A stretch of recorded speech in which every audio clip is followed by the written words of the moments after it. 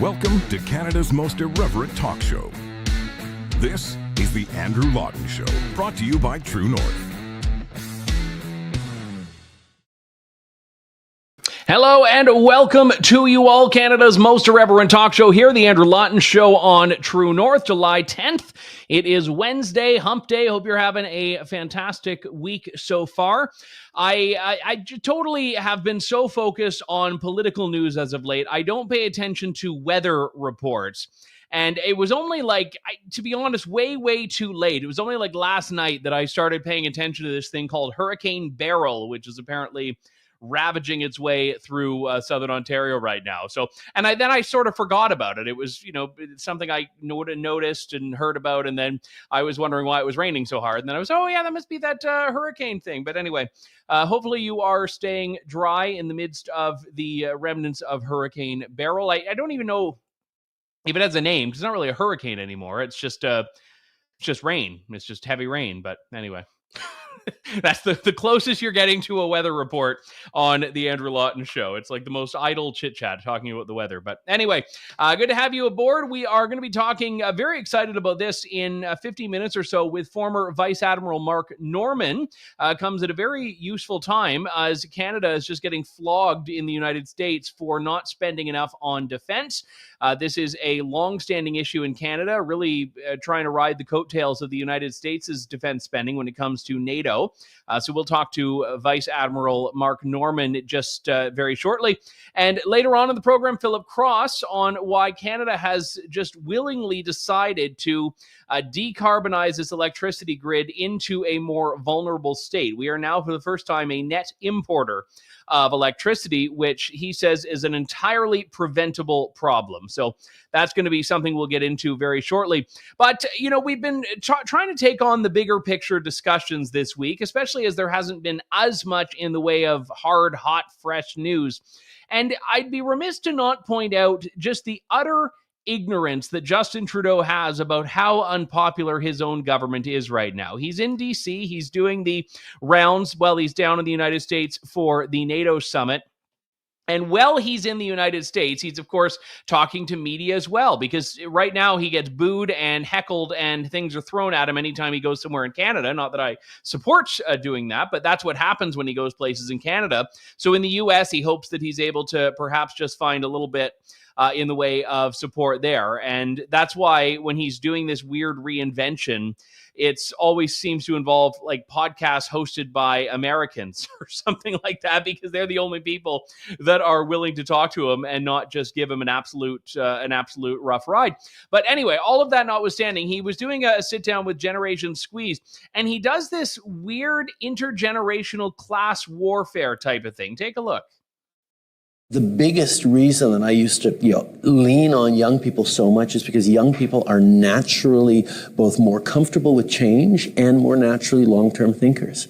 When adults reach a certain point in their life, they think of the long term as a linear extension of whatever moment they're in right now. If you set aside a certain percentage of your income, if you pay off the mortgage in a while, if you go through your career path in a certain way, that you can predict what your retirement's going to look like. Young people are leaping from living at home to high school to university to living out on their own to starting a family. Everything is such deeply transformational that it's easier to draw on young people for a longer term thinking than the 4-year political cycle usually allows to. So for me, leaning on young people and bringing them in 2015 was a hugely important part of what shaped my entry into politics. And the irony is now, 10 years later, I look at those young people who got involved with me the first time. They're now in their late 20s and they're saying, I can't afford a home. Like, I thought you were supposed to be fixing this, and instead the world has gone in the wrong direction. And you can say, look, it would have been way worse had we not made the investments we did. But that's really the thing that fed into me to the need in this budget to say, okay, there's something fundamentally shifted in our economy that young people don't have the kinds of opportunities they had before. And that's what we're trying to go at. He says the quiet part out loud, which is that, oh, all of these young people that joined with me in 2015 are now in their late 20s and they're saying, I can't afford a house. And I'm like, yeah, that's kind of an important detail there. And he kind of glosses over it. He glosses over it and makes it a point about how baby boomers are the problem. At another point in that discussion, he talks about how baby boomers are basically all living in houses too big and they should downsize. And he's again trying to pit young against old here. But this is Justin Trudeau trying to basically say that I am not the problem, young people. No, you young folks that can't afford your homes, I'm not the problem. It's the baby boomers who are the problem. It's the baby boomers you have to blame. Perhaps Justin Trudeau has found some kinship in Elizabeth May. What say you, Elizabeth May?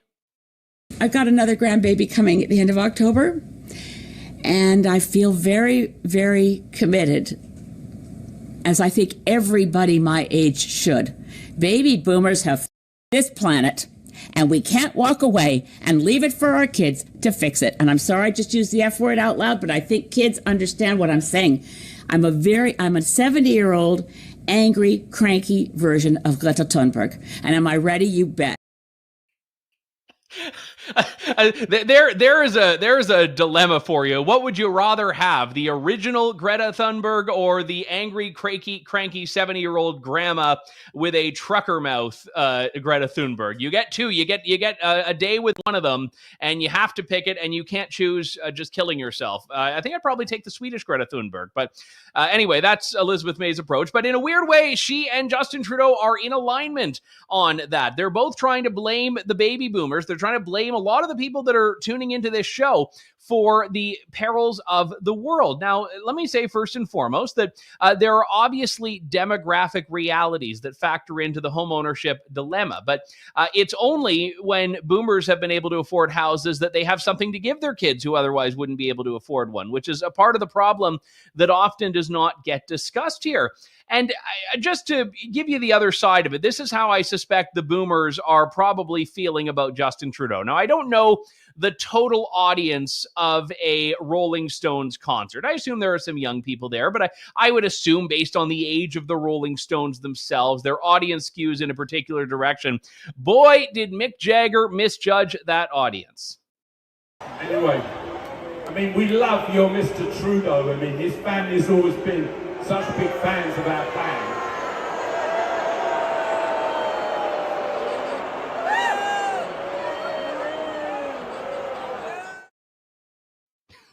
Oh, it cut off early. But anyway, so what happens then is he pivots to a soccer discussion because he realizes how much he's misjudged the audience. And then he just decides to go, how about that Canadian soccer team? And then everyone cheers for that. So he gets them on that at least. But I think he assumed that, again, his knowledge, like he used to party with Margaret Trudeau. So I think his knowledge of Trudeau's popularity is still somewhere stuck in 1978 with Pierre Trudeau. And that was what happened. And that was Vancouver. Like, I mean, if you're at a Vancouver rock concert and you can't get even like one person cheering for Justin Trudeau's name, I think that tells you something. But I will tell you, no one is cheering for Justin Trudeau in Washington, D.C. this week, where the NATO summit is convening, and Canada has nowhere to hide for its refusal to increase its defense spending to 2% of its GDP. This is the commitment that NATO allies have made. It's something that the U.S. has always had to bear a disproportionate share of. And to be clear, this is not paying money to NATO. This is paying money to your own national defense so that you can do what is expected of you as a member of NATO, so that you have the investments in your armed forces that are required. So it's possible to, reach that 2% by just blowing money. That wouldn't be efficient, but on paper it would satisfy the criteria. But we're seeing now a tremendous amount of criticism that I've not recalled from recent years, even when that number that Canada is spending has been low, from Americans. This is a clip from Mike Johnson, who's the U.S. Speaker of the House. Sir, I have noticed too in your press releases and your remarks, you're always you were often very careful to mention the countries who are doing their part, and I've noticed those are the ones that are on the front end of where the danger is. So you want to talk a little bit about just the Baltic countries and what you've observed from meeting with them and seeing their troubles? Yeah, when the grenades are close to your own backyard, it gives you a renewed sense of priority and commitment. I mean, by contrast, shamefully, Canada announced in the last few days or last couple of days that they won't be ponying up. They're not going to do their 2%. Why? Well, talk about riding on America's coattails. They have the safety and security of being on our border and not having to worry about that. I think that's shameful. I think if you're going to be a member nation and participant, you need to do your part. Some have a greater sense of urgency about that, clearly, because the threat is at their own back door. But here's the reality. If we don't stop it there, it will come here. There's no guarantee. We live under this false assumption or false sense of security that we would never have a war on our own shores. But guess what? The enemy is here. The border's been wide open for 3.5 years. By some estimates, 16 million illegals have come across, and they're not all good people. And then we also had his counterpart in the Senate, well, not his direct counterpart, but the Republican Senate Minority Leader, Mitch McConnell, with a very similar sentiment. We need to step up. And a good time to emphasize that is while NATO is celebrating its 75th anniversary right here in Washington. We need to make it clear that we're behind NATO. There are allies in Indo-Pacific who are here as well. Every democratic country in the world is together against this coterie of authoritarians. And what a great time to emphasize that we're all together. I had a similar conversation yesterday with the president of Latvia. I mean, they're right up next to the Russians. And then the majority leader and I and some others met with the Canadian Prime Minister.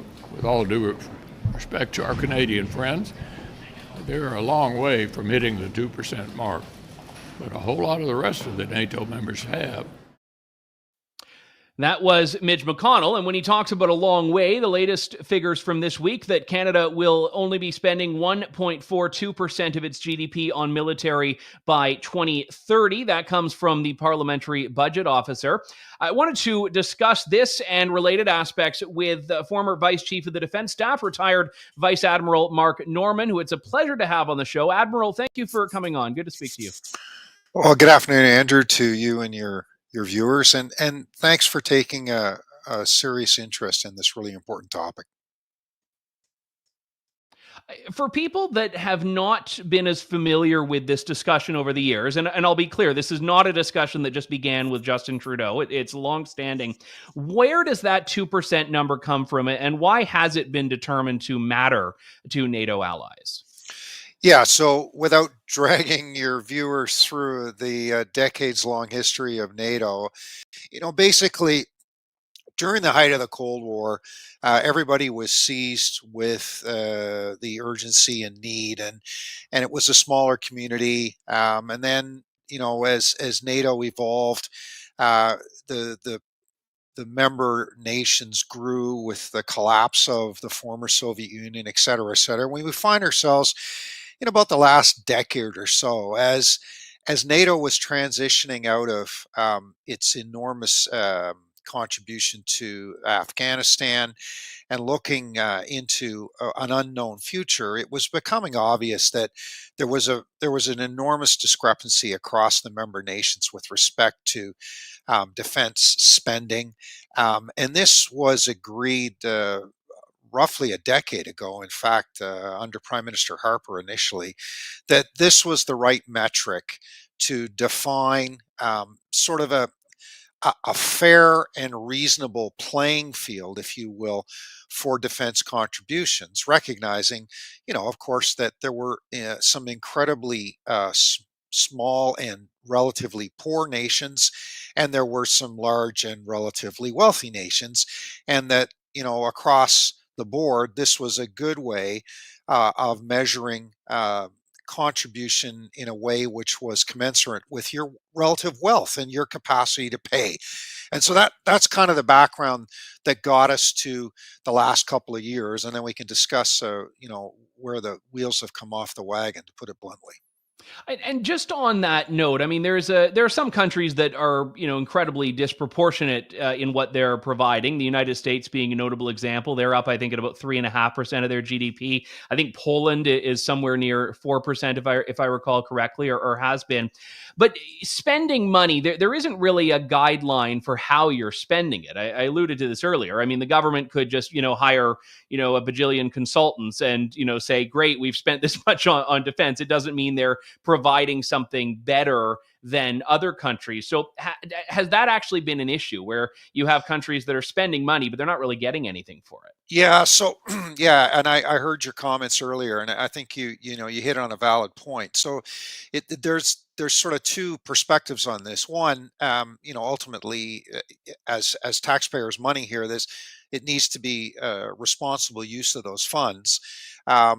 I will add that in the last few years, a number of things which were previously not included in Canada's calculation have been included, including support to veterans, Coast Guard, those kinds of things. So, in theory, those should make us look better, but it speaks to the gravity of the problem across the board that there is a significant underspend here in Canada. But the other part of it is that it's a bit of an imperfect metric, and I've spoken previously about the fact that it is not an ideal metric, but it is the agreed metric. And to your point, NATO doesn't care how you spend the money. They want you to spend the money efficiently, and ultimately, the taxpayers of Canada should insist that the money be spent responsibly and efficiently.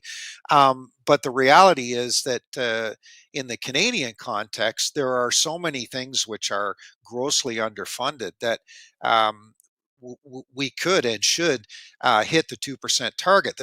One of the concerns I have is that our internal mechanisms and processes are so dysfunctional for a variety of reasons that it would really be difficult to spend that money efficiently, responsibly in the period of time that our allies are looking for us to spend. So I'm not making excuses for anybody, but this has been a problem that's been decades in the making. It has become an acute problem in the last several years for obvious reasons, and we can't spend our way out of this just by throwing money at it. But that's what they want us to do. But you know what? There is a legitimate shopping list of things that are required that are not currently funded. So that's kind of my circular reaction. Well, and you obviously came up through the Navy in terms of your service to the Canadian Armed Forces, and as I understand it, that's always been one of the most just notoriously underfunded aspects of the Canadian Armed Forces. Yeah, well, all the elements of the armed forces have their own problems, and yes, to your point, one of the challenges with the Navy tends to be what we describe as the most capital intensive. Everything it's big, it's shiny, it's very expensive to buy, it's very expensive to operate. You need very sophisticated facilities to support it, but it's a relatively small from a people perspective. The Army is kind of the opposite. It doesn't mean it's not a high-tech organization, because it is, but it tends not to have the magnitude of equipment. And then the Air Force is kind of in the middle, where the fleets all need to be modern, and the staffing needs to be appropriate. So. And what we've got at the moment is we've got a bit of a perfect storm playing out here. The chronic underfunding of the last couple of decades, in the last few years in particular, means that the capital fleets that should have been replaced, and by fleets I mean everything from trucks to destroyers, need to be replaced. They're long overdue. That's causing enormous problems in terms of maintaining the current capabilities, which are in many cases, if they're not obsolete, they're rusted out, and then that has an impact on morale, because a lot of people, if they are inclined to join, don't want to join to operate equipment that's older than them. And the people that are in and have been in for decades are growing increasingly frustrated with the fact that they can't do what they know they need to do on behalf of Canadians because they don't have the support, both in terms of material support, i.e. funding, and you know what? There's a significant lack of what I would call moral support, particularly with this government, who, although they're Hmm. saying the right things, I'm not convinced they actually believe that this is important. And I think this is part of the reason why this 2% issue has been such a problem for them, because I really don't think they believe in the need for strong defense. They play along, they say the right things, they've got all the right slogans, but deep down in their core, I don't think they genuinely think it's that important. And ultimately, all of the things that Canadians love and enjoy and are struggling with on a day-to-day basis, from economics to everything else, are all premised on a secure environment, Hmm. and that goes beyond our borders. Um, the reason why the issue in Ukraine is so troubling is because it's representative of a far bigger problem with respect to a clash, not just of political ideology, but a clash of geopolitical systems. And if we want to continue to um, try and rebuild the kind of Canada that we all love, we can't let other external forces determine what kind of global systems we're going to operate under. I wanted to go back to that clip I played earlier of Speaker Johnson in the U.S. accusing Canada, he said the word shamefully, of riding on the U.S. Military's coattails and the U.S. government's coattails on defense. Because, I mean, the Canadian and American armed forces have long-standing ties and connections. NORAD, one of the most, I'd say, incredible success stories in the world, not just in North America. That attitude, is that reflective of an attitude that exists in the U.S. military itself, or is that just an attitude in the US political class? Because I know you would have had a number of dealings over the years with your counterparts in the United States. And I'm curious if that's just a political posture or if that's something that was a very real sentiment from the Americans. Yeah, no, it's an excellent question. So let me preface my comments by saying to you that historically, and I speak from a historical perspective because I'm no longer serving, but traditionally throughout my career, there was there was a heartfelt, genuine acknowledgement of the caliber of Canadians, be they at sea, in the air, or on the battlefield. And it was enormous respect. And it was kind of one of these things. We love you, Canadians. We just wish there were more of you. Hmm. Was the sentiment, and more, not just in terms of the numbers of people themselves, but more armed forces, in essence.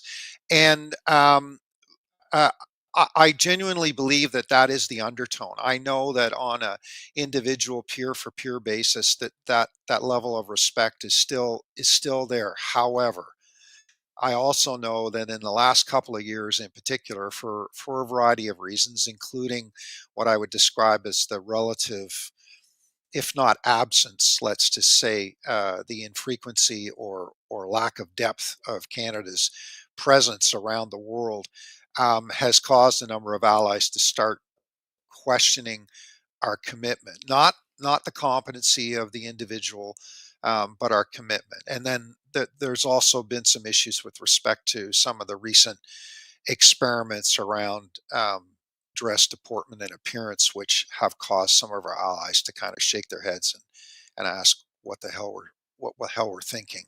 But that level of um, concern, I believe, is entirely, it's transitional, it's episodic, and I believe that there's a substance there. The bigger concern is exactly what you characterized, which is at the political and national level. And there's a, notwithstanding the politics of this in the current um, time frame, there's also a bit of a societal issue here. We have enjoyed living under the umbrella of the United States for decades. We have enjoyed an incredible degree, at least until recently, of national prosperity, and all of these have allowed us to kind of invest in ourselves, if you want to put it that way, as opposed to looking at our responsibilities more continentally first, and then globally as it relates to defense and security. Is your sense, and this is, I guess, getting outside of your military experience and more to your think tank and analytical roles that you have now, do you think that the public calculation on this changed with Russia invading Ukraine? Because all of a sudden you have a type of war that had seemed very abstract and very anachronistic for, basically 80 years that's now happening in Europe. And I don't know if that sentiment has necessarily translated to North America. Certainly colleagues of mine I know in Sweden and Estonia, it's very real for them. And I think that for Canadians, I'm wondering if you think that has changed anything at all, or if the idea of needing to have defense, the idea of needing to protect against a war is still just a very abstract concept for people. So I think the needle has moved, but I don't think it's moved significantly. So the good news is that I genuinely believe, and certainly polling has shown, that there is a heightened sense of awareness and concern. And whether that's translating into a belief or a commitment that more needs to be done, I, the polling would say yes. I'm not really sure. There's a couple of challenges with this. One of them is what you just alluded to in your question, is that and the speaker kind of joked. Well, he didn't joke about it, but there's a saying: the farther you are from the sound of the guns, the less the stuff matters. So if you're in Latvia or Estonia, and by the way, we have a battle group, Canada has a battle group in Latvia, and then this is a very real problem for you. This is not a theoretical issue. This is real. And the same goes for, Sweden and Finland, who, by the way, for your viewers, are the latest joiners in NATO in the last few months. It's a huge step forward. But when you're far away and you're living under the umbrella of the most powerful nation on the planet, and you've lived for maybe a few years, or certainly like some of us for our entire adult lives, in a system whereby you never really had to worry about it because you just assumed that it was all going to be looked after. It has created a sense of apathy. So there's a fair bit of inertia associated with that apathy. But the reality is that the global security situation is incredibly troubling. And yes, I mean, we've talked about Ukraine. We haven't talked about China. We haven't talked about the real genuine concerns about the growth of China's military and its expansionist philosophies and behaviors. And I said this the other day in another conversation. Do I believe that somebody in the next few years is actually going to invade the territory of Canada? It's possible, but I don't think it's very likely. But there's the problem. If that's the limit of somebody's willingness to accept or understand the scale of the problem, then you can't have the kind of conversation we have to have. This is about our way of life. This is about how our economies function internationally. This is about trade. This is about all those things that we hold near and dear. This is about our freedoms. This is about the rule of law. This is about all these things. And China and Russia and other mal actors are looking to reset a system that they have watched, observed, and bluntly not liked for the better part of the 20th and 21st centuries. And they want to reset the rules of the game. Now, if people want to live under those new rules, okay, fine.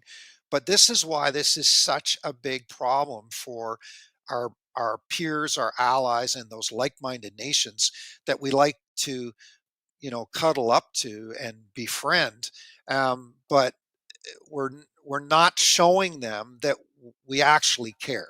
We might say we do, but what they're looking for is, okay, come on, Canada, take your own defense seriously. And that goes back to your question about how you spend the money. everybody talks about Article 5 and NATO and, you know, the all for one and one for all kind of philosophy here. Everybody forgets about Article 4, which basically says you will do everything you can to defend yourself. And if something happens and you can't, then we will come to your aid under Article 5. So where's Canada on Article 4? Yeah. That's kind of what we're being reminded of, is our obligations, because we're not doing everything we can and everything we should to look after our own territorial integrity, and more importantly, our ability to do what we need to do in the continent in cooperation with the United States. It's the old airplane safety announcement of put your own mask on before you help your neighbor. If you can't protect yourself and aren't protecting yourself, you certainly don't have anything left to help anything else. So the fascinating discussion, so many other areas we could go with it. I hope we can get you back on, Admiral Mark Norman, retired vice-admiral and also fellow at the Canadian Global Affairs Institute. It's been a pleasure, sir. Thank you for your service and for your time. Thank you, Andrew, to you and your viewers. And you know where to find me. Take care. All right. Thank you so much. Delight to have him on. And I was actually planning, and we still are a bit of a deep dive into the state of Canada's military that we're hoping to do later this summer. So we'll have some more on that as we proceed. But a fascinating topic. And again, a lot of people, even in the comments I was looking at very briefly in the lead up to the show today, people saying, well, why does Canada need to pay to defend Europe? No. And I'm glad that Admiral Norman talked about the Article 4 section there, because when you spend money on defense, you're first and foremost spending money on your own defense. You're basically saying to the allies in NATO that you're doing what you can to protect yourself so that they won't have to come in at, like, there are a couple of countries in the world. I think is it Costa Rica or El Salvador? I think it's Costa Rica that just doesn't have a military. And, again, they're not really able to do all that much for themselves. So if anything happens, someone decides they want to take over, they have to rely on a benevolent other state to protect them.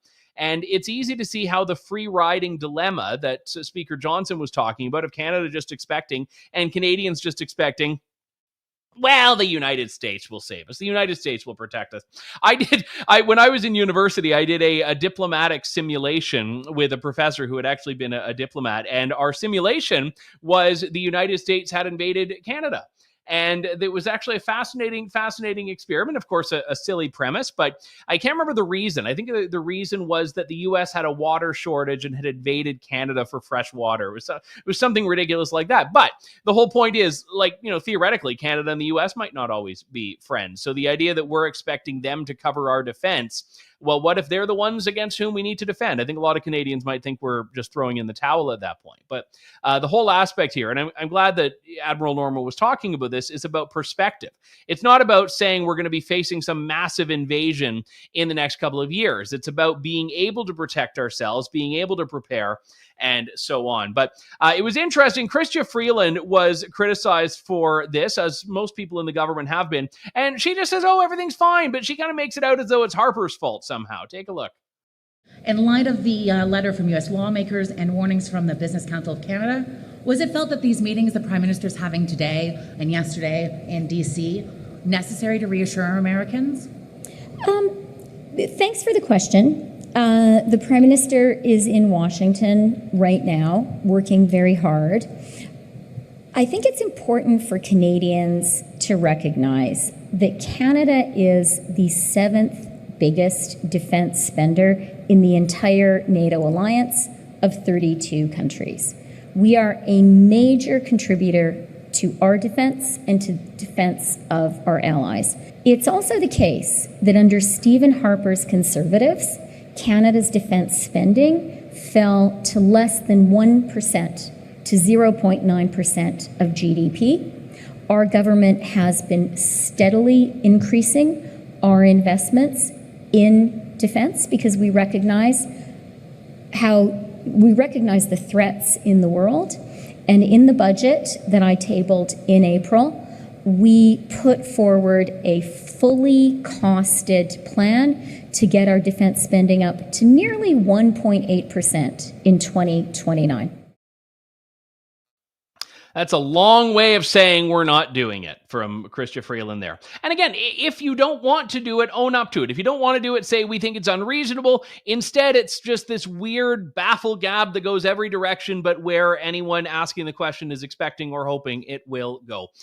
We will move from defense to a different form of territorial independence, which is our electricity market. Now, this is I'll warn you, it's a bit in the weeds in some ways, but I think it's understandable because we see rising electricity rates in many places across the country. I mean, I'm from Ontario, which used to have like among the most expensive electricity anywhere in North America, except for I think it was like Hawaii back when Kathleen Wynne was in office. But we have now seen ourselves become a net importer of electricity as a country for the first time. This is quite significant. We are now importing more electricity than we are producing and exporting. And this is coming because there is a vulnerability that my next guest believes has been created in large part due to policy here. A decarbonization-focused energy strategy has allowed this to happen. Philip Cross is a senior fellow with the Macdonald-Laurier Institute and had a great piece in the Financial Post about this. Philip, always good to talk to you. Thanks for coming on today. My pleasure. Thanks for having me back so soon, Andrew. So why does this matter that we are now a net importer? Why is that relevant? It's relevant because we think of ourselves as a country of almost inexhaustible supplies of electricity. Particularly, a great part of Quebec's self-image is that it's this massive source of hydro. Newfoundland obviously has huge hydro developments. Ontario has an extensive network of nuclear plants. Manitoba and British Columbia also have large electricity power sources and have been adding to them recently. So the fact that, we have this self-image that we have all this electricity, and then suddenly this year we had to import more from the U.S. Normally we're exporting to the U.S. For the first time ever at the beginning of this year, we were importing electricity on balance from the U.S. This shows that our supplies of electricity are not keeping up with demand. You can look at the shortfall this year and blame it on some temporary factors. You can say it's drought and it's maintenance at nuclear plants. But it risks, because of the fact we are not building up our electrical capacity, this temporary situation risks becoming permanent if this country doesn't get serious about building out its electricity supplies. And why do you believe this has been really a problem created by policy in a lot of ways? Because it's been openly the goal of policy to electrify our energy demand. For example, the most extreme example is, of course, that we're supposed to not drive gasoline-powered internal combustion engines in our cars anymore. We're supposed to be driving electric vehicles.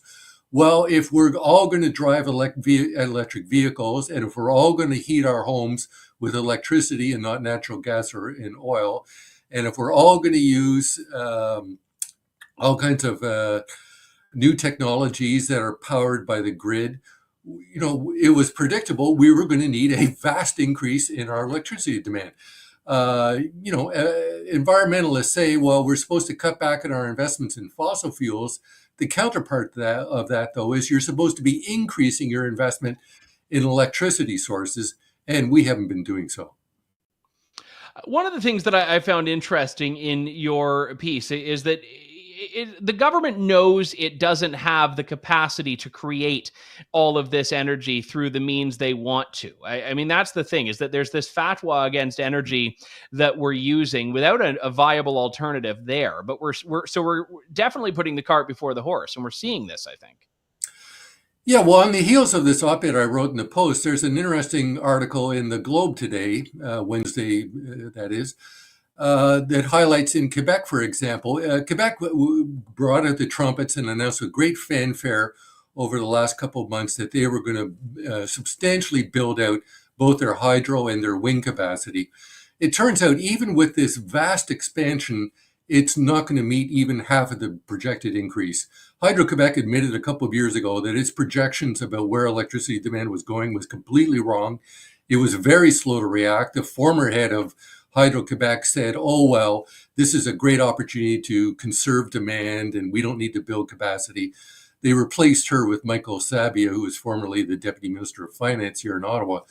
And Sabia is pursuing a program of aggressively increasing supply, but it's not going to be enough. And that's the frightening thing is, for BC, for example, to meet its projected hydroelectricity demand, they're not going to have to just finish Site C. They're going to have to build at least 5 more dams the size of Site C. Well, imagine all the problems and delays and arguments about Site C, multiply that by 5, and you can see, this is something that we're going to have to start tackling right now.